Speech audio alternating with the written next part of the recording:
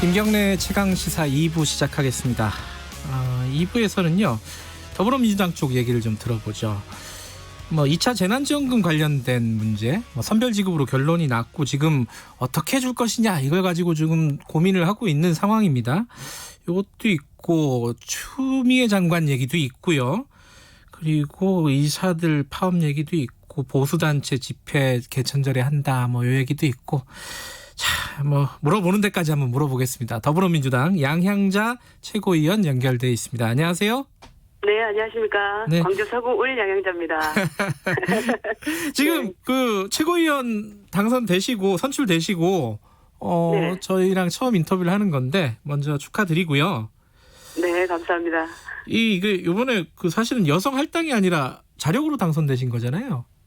네, 맞습니다. 예, 굉장히 좋으셨겠어요. 일주일 동안 어떠셨습니까? 해보시니까. 제가 4년 전에 네. 최고위원을 원외에 있으면서 했지 않습니까? 네. 경험이 있어서인지 어떻게 해야 될지 일단은 가닥을 제가 좀 잡고 있는 것 같습니다. 아, 네. 그리고 좋다기보다 네. 이제 할당과 배려가 아닌 네. 또 당원과 국민의 선택으로 최고위에 입성할 수 있어서 매우 기쁘고 네.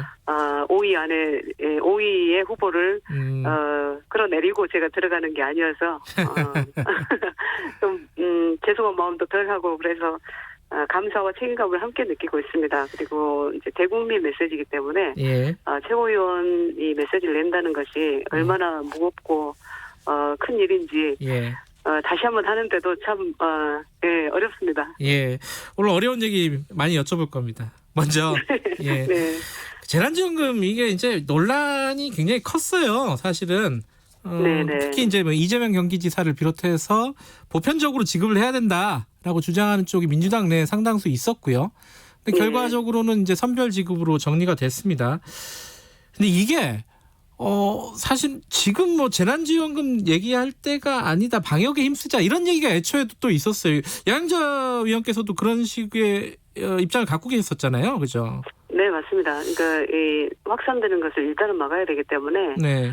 방역에 최대한 힘을 써야 된다라는 말씀을 드렸었고 네. 이게 이제 복지 개념이 아니기 때문에 네. 저는 선별이냐 보편적 지원이냐 이 워딩에서 이 갈등 구조가 생긴다고 봅니다. 그래서 그게 아니라 우리가 코로나19 위기라는 정말 미지의 이 위기에 따라서 어려워지신 분들이 있어요. 네. 예를 들면 공무원들은 별로 이렇게 크게 이렇게 달라지지 않았을 거 아닙니까? 그렇죠. 월급이 근데, 그대로니까요. 예. 네. 근데 이제 어려운 분들이 계시기 때문에 그분들을 우선 맞춤형 지원을 해서 네. 우선 일어나게 해드려야 된다. 네. 이런 말씀을 드리고 또 갑자기 실직하신 분들도 있고 그런데 이것들이 이제 1차 재난지원금 때는 파악이 상당히 어려웠다고 봅니다. 그리고 예산 문제도 함께 있기 때문에 네. 이게 이제 이 어떤 방법이 맞느냐로 맞고 틀리고가 아니라 네. 어떤 형태로 해도 아쉬운 분은 있고 또 부족한 부분도 있고 하는데 네. 2차 재난 지원만큼은 네. 그래도 정말 더 어려운 분들부터 더 넓게, 더 두텁게, 더 집중적으로 하자라는 데 뜻을 모은 것 같습니다. 네. 근데 그게 이제 지금 말씀하신 게 사실 이낙연 대표의 얘기이기도 하고 문재인 대통령의 얘기이기도 하고 말은 다 맞는 얘기인데 실제로 이걸 선별을 하다 보면 어차피 이제 골라야 되는 거잖아요. 어찌됐든 간에 전 국민한테 다 주는 게 아니라 이게 언론에서는 이게 판도라의 상자다 한번 시작되면은 온갖 불만들이 다 터져 나올 것이고 사각지대 얘기 계속 나올 것이고 이 논란이 너무 커질 거 아니냐라는 걱정들, 우려들이 있는 게 사실이에요. 이거 어떻게 풀어나가야 될 것 같습니까? 그런데 저는 우리 국민들을 믿습니다. 그리고 나보다 더 어려운 사람을 위해서 기꺼이 나의 어려움은 뒤로 하는 그런 국민의 민의를 믿고요. 네. 또 이 객관적 자료, 또 1차 지원금에 따른 효율성, 또 피해 규모 네. 이런 것들이 어느 정도의 자료로 나와 있기 때문에 네. 그 자료를 기반으로 해서 설명을 일단 하고 예. 그 자료를 기반으로 해서 지급을 하다 보면 네. 이제 어떤 상황에서도 갈등은 있게 마련이고 상대적 박탈감은 느낄 수 있으리라고 봅니다만 이제 우리가 문을 닫으라고 명령했던 그런 업종들 있지 않습니까? 네. 네, 그런 분들에게 분들이 특별히 또 어려움을 호소하고 계시기 때문에 네. 그런 객관적 자료에 바탕을 둔 지급을 하면 네. 그렇게 크게 상대적 박탈감을 느끼시지 않을까라고 보고요. 예. 그리고 이제 특수고용 형태 뭐 근로종사자들, 청년들, 실업자 등 고용 취약계층에 뭐 2차 긴급 고용 안정지원을 지원하는데 저는 이런 것도 좀 제안을 했었어요. 어떤 거요? 일단 제외해 나가는 계층들 말씀드렸던 것처럼 공무원 제외, 교원 제외, 예. 그리고 대기업에 근무하시는 분들 제외, 그러니까 급여가 이제 변화가 없는 분들은 다 제외. 일종의 소거법을 쓰자 이런 거네요. 그렇죠, 그렇죠. 예, 그리고 우선 이제 저소득층 긴급 생계비나 이런 부분들은 중요하기 때문에 이제 제외해 나가고 또 이게 이 맞춤형 지원을 해 나가고 하다 보면 아마 수렴하지 않을까 싶습니다. 근데 저희들이 며칠 전에 그 기재부 쪽 인터뷰를 했었는데, 네네. 그때는 그런 말씀하셨어요. 그 매출액 기준으로 해가지고 고르는 작업을 할 거다. 근데 어제 나온 보도를 보니까 이게 시간상 그거 안 된다. 그래서 업종 전체에 아까 말씀하신 예를 들어 폐업을 한 노래방이라든가 문을 닫은 뭐 그런 식당, 이게 9시 이후에 식당 문을 열지 못하는 식당이라든가 이렇게 좀 전체적으로 지원을 하는 형태로 가닥이 잡히는 거 아니냐 이런 보도들이 나오고 있습니다. 이 가닥이 맞아요 지금? 네, 맞다고 보시면 되고요. 네. 우선 피해 규모를 다 파악을 해서 신청을 하고 그게 파악이 돼서 그분들께 지원이 될 거기 때문에 일단 이제 그 대통령께서도 정리를 하셨습니다만 다 지급하는 것도 일리는 있으나 우선 어려운 분들을 먼저 지원하는 게 맞다라는데 이제 당정청이 다 힘을 모았고 또 뜻을 모았기 때문에 이제는 그런 정쟁보다는 정말 이 어려운 분들에게 집중해야 될 것 같습니다. 네.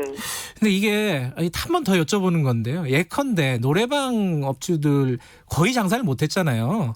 네네. 그런 분들한테 지원하는 거는 맞다. 근데 예를 들어 뭐 단란주점 이런 데는 또 빼는 거잖아요. 지금 뭐 국민 정서상 쉽지 않다 이래가지고 그런 얘기들이 나오고 있는데, 근데 단란주점 중에도 또 굉장히 영세한 곳, 노래방인지 단란주점인지 모르는 곳들도 많거든요. 이게 기준 나누기가 참 어렵지 않나라는 생각이 들어요. 쉬운 일이면 이렇게 정쟁이 되겠습니까? 어렵기 때문에 더 집중해야 된다고 보고요. 여야 할 것 없이 정말 어려운 분들한테 집중하다 보면 이런 문제도 좀 사그러들지 않을까 싶습니다. 금액은 한 어느 정도 예상을 할 수 있을까요? 일괄적이지는 않으니까 뭐 분야마다 다르긴 하겠지만은 어느 정도. 우선은 우선은 그 4차 추경이 7조 원 규모로 보여지고 있는데요. 이제 그런 부분 상당히 어려운 것 같습니다. 그러니까 100만 원 할 건지 200만 원 할 건지. 그런데 이제 그것도 기준을 정해놓고 지급을 하다 보면 기준에 좀 못 미치는 다소 못 미치는 부분도 있고 조금 좀 만족해야 하시는 부분도 있고 하겠지만. 어떤 형태로 지급을 해도 지금 이 어려움은 다 해소는 하기 어렵다고 보여집니다. 그렇기 때문에 우선 생활이 어려우신 분들부터 집중해서 지원해 나가는 것이 맞다고 생각합니다. 그러니까 일괄적으로 100이면 100 다 정해가지고 가는 게 아니라 차차 정해 나가겠다 이렇게 봐도 되는 건가요? 시작부터 하겠다? 업종이 정해지면 그 업종에 따라서 이 매출 규모라든지 이 수익 규모라든지가 나올 거기 때문에 거기에 맞춰서 어떤 기준을 정해야 된다고 봅니다. 어려운 일입니다.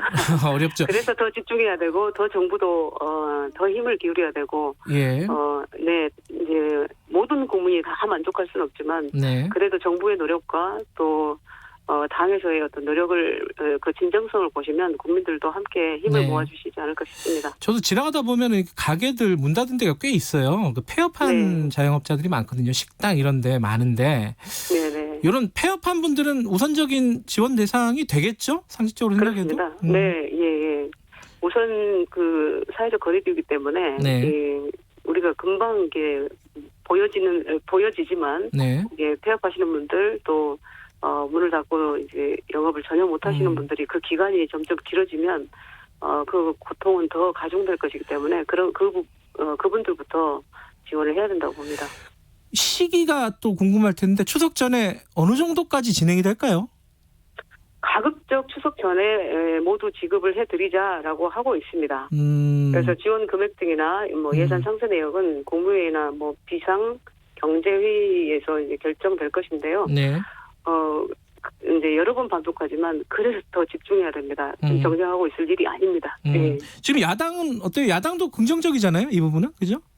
네, 맞습니다. 네. 그러니까 2차 재난지원금은 맞춤형 긴급 지원으로 가자라고 이제 뜻을 모아주셔서 정말 그 야당에도 감사드리는 바이고요. 네. 그래서 야당도 함께 힘을 모으면 아마 이렇게 큰 무리 없이 큰 갈등 없이 해결해 나갈 수 있지 않을까 싶습니다. 어제 이낙연 대표 교섭단체 대표 연설에서 야당의 반응이 좋았어요. 이게 네, 그렇습니다. 굉장히 이례적인 일인데 최근 몇 년의 상황을 보면은 어떻게 평가하십니까? 어제 연설을? 예, 제가 그 장소에서 이제 대부분 연설을 들었는데 네. 들으면서 굉장히 가슴이 뭉클하고 따뜻해지고 했습니다. 그래서 우리 대한민국 국민이라면 네. 누구도 이 연설을 비판하지는 못할 것 같다라는 생각을 했어요. 예. 그게 왜 그러냐면 코로나 국면 극복 의지가 네. 진정성 있게 전달됐다라고 생각이 됩니다. 그리고 또 그 진심이 전달됐기 때문이라고 보고요. 네. 또 이낙연 대표 특유의 어떤 그 위기 관리 능력, 또 안정감이 모두 인정이 됐다라고 보여지는 거고요. 네. 또 우리 이제 민주당 당내에서도 코로나 국난에 당력을 총동원하겠다라는 의지가 잘 전달되었다고 보여지고, 네. 저는 어제 그 연설을 들으면서 그 야당 의원님들 표정을 이렇게 봤습니다. 예.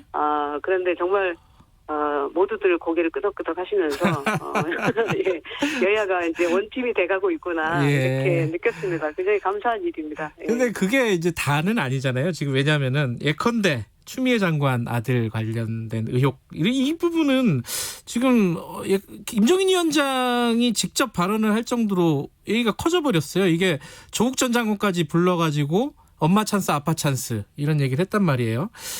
이거 어떻게 보십니까? 방금 전에 이태규 국민의당 최고위원도 강하게 비판을 했는데 이게 해결을 어떻게 해야 된다고 보십니까? 지금 굉장히 보도라든가 정치권에서 얘기들 많이 나오고 있잖아요.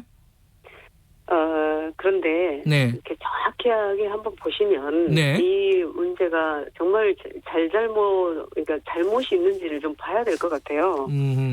그리고 지금 이 조사가 이루어지고 있기 때문에 네.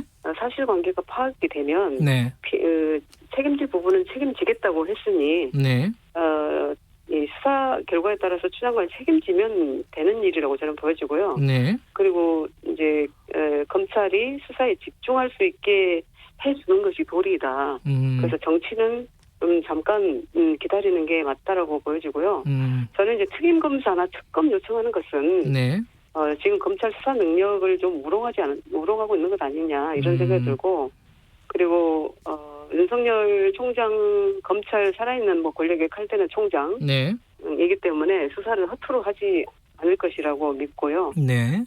그리고 더 중요한 것은 지금 코로나 국난에 불필요한 정쟁 만드는 것은 좀 지양해야 되겠다.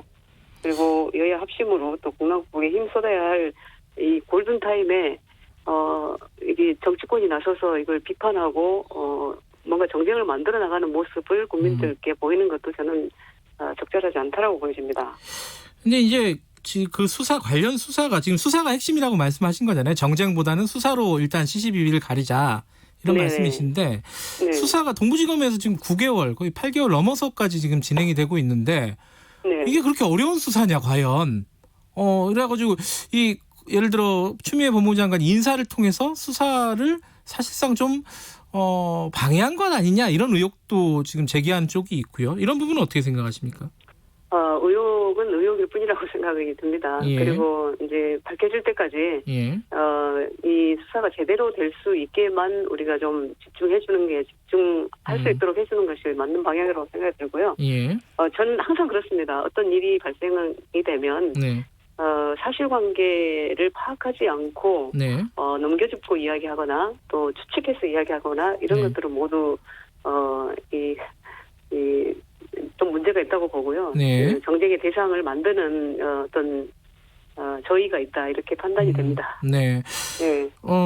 지금 아까 이태규 국민의당 최고위원이 장관이 스스로 직무 배제를 요청을 해라 수사의 공정성을 담보하기 위해서 이 부분은 어떻게 생각하십니까? 지금 수사를 하고 있는 와중에 예. 그것도 수사 방해를 하고 있다고 보여지고요. 그냥 차분하게 기다리면 될 일이고 네. 책임질 일이 있으면 책임지면 될 일이라고 생각합니다. 어떤 말도 지금은 네, 이게 부적절하다고 생각이 듭니다. 예, 하나만 더 여쭤보면요. 관련된 얘기. 지금 보좌관이 휴가 관련해서 문의든지 청탁이든지 어쨌든 전화를 했다라는 의혹이 나오고 김남국 의원도 전화를 한 것 같다 이런 식으로 얘기를 했잖아요. 그리고 이제 자대 배치 관련해서도 그 부모가 전화를 했다 이런 얘기가 있고 가족이 전화를 했다 얘기가 있고 그리고 통역병 관련해서도 당 대표실에서 문의를 했다. 만약에 이런 일이 사실이라면 책임을 져야 된다고 보십니까? 그런데 그 문의 내용이 무엇이냐에 따라서 또 다를 것 같아요. 네, 근데 정확한 사실이 아직 잘 파악되지 않았기 때문에 예. 그것 또한 이야기하는 것은 네, 수사에 어떤 말씀하신 것처럼 가이드라인이나 이런 것들을 주는 것 아니냐. 근데 보좌관이 어떤 내용으로 무엇을 물었으며 전화를 했다는 그 자체만으로 뭘 할 수 있나는 잘 모르겠습니다. 아니 근데 그게 청취자분들도 그 얘기를 많이 해요. 아니 당대표실에서 왜 대표 아들 문제로 전화를 하냐. 이건 사생활인데 이거는 어떤 식으로든지 전화를 했다면 부적절한 거 아니냐 이런 얘기들을 많이 물어보시거든요. 어떻습니까? 전화를 했다는 것만으로는 뭐 이렇게 문제 삼을 건 아닌 것 같고요. 그래요? 아들 일인데 대표 일이 아니라. 어떤 내용으로 물어봤는지 정확하게 파악을 해야 될 것 같습니다. 예. 네. 알겠습니다. 이건 좀 기다려야 된다 이런 입장이신 거고요. 네, 맞습니다. 예. 지금은 이제 정치는 잠깐 물러나서 그러니까 검찰이 수사에 집중할 수 있게 하는 게 도리다. 예. 이렇게 생각합니다. 알겠습니다. 이 얘기는 여기까지만 괴롭히고요. 다른 얘기 좀 해볼게요. 10월 3일 개천절 보수단체 집회 70개 넘게 지금 신고가 들어갔다는 거예요. 네. 이거 어떻게 해야 된다고 보세요? 저는 집회가 아닌 이것은 바이오 테러다. 이렇게 바이오 테러. 말씀드리고 싶고요. 예. 전 국민을 대상으로 한 테러 행위고요. 심지어 그 역학조사를 방해하기 위해서 휴대폰까지 뭐 꺼놓으라는 지시가 있었다고 하는데 이런 상황이기 때문에 테러에 준해서 대응 방안은 준비를 사전에 검토해야 된다고 보고요. 정말 그 사회적 거리두기를 이렇게 국민들께서 함께 하고 있는 상황에서 집회를 해야 되는지 집회를 무엇을 위한 집회인지도 다시 한번 봐야 될 것 같고요. 또 기본권 즉 국민 안전보다 앞서는 것은 없고 더구나 개천절은 그 코로나19의 전국 확산 가능성이 높은 이제 추석 연휴와 다 있어요. 그래서 그 위험성은 상상만 해도 정말 그 상상을 초월하는 얘기라고 보여지는데 이건 아니라고 봅니다. 그리고 본질적으로 민통성은 그 연천 인근 북한에 포탄 유도했던 그 대북 전단 살포와 마찬가지인 또 국민 생명을 위협하는 행위다. 그리고 저는 자유는 집회의 자유를 포함해서 자유는 무제한적인 것이 아닙니다. 국가 안전보장 또 질서 유지 또는 그 공공복리를 위해 필요할 때는 국가가 법률로서 자유를 제한할 수 있다라는 것이 또 대법원 판례기도 하고요. 그래서 이번 개천절 대규모 집회는 정말 하지 말아야 되는 어떤 테러 행위다라고 다시 한번 말씀드립니다. 예, 경제 전문가시니까 짧게 요거는 궁금한 사람들이 많을 테니까 한번 여쭤볼게요. 그 정책형 뉴딜 펀드 만든다고 했잖아요, 정부가. 네네. 이게 이제 약간 부정적인 뉘앙스로 하면 관제 펀드 이렇게 많이 부르잖아요. 이게 성공할 수 있을까요? 뭐 경험이 많으시니까 기업 활동도 오래 하셨고 어떻습니까? 우리가 어떤 정부에서 펀드를 만들어서 운영하는 것이 얼마나 어려운지를 사실 과거의 사례들에서 많이 볼 수가 있습니다. 그렇기 때문에 이 고도의 전문가 그룹도 필요하다라고 제가 말씀을 드렸었고 또 정부와 기업이 하나의 전략 도출이 좀 필요하다. 이제 펀드 같은 경우는 기본적으로 수익을 내는 목적이므로요. 정부와 기업이 가장 효과적인 수익 전략을 도출할 필요가 있는데 그러려면 어쨌든 시장의 어떤 쓴소리를 가감없이 들어야 되고 달게 들어야 되고 이것이 제도적으로 수렴할 어떤 레드팀이 필요하다. 이런 이야기를 제가 최고위원 공개 발언에서도 주의를 환기를 했고 잘못하면 그 관료주의적 사고가요. 자본주의의 자율성과 시장의 효율성을 침해할 우려가 있는 게 사실이다. 그래서 어찌됐든 민간 영역의 어떤 창조적 비판이 반드시 필요하고, 네. 그런 기구가 꼭 필요하다라고 보여지고요. 네. 사실 걱정되는 거는 맞습니다.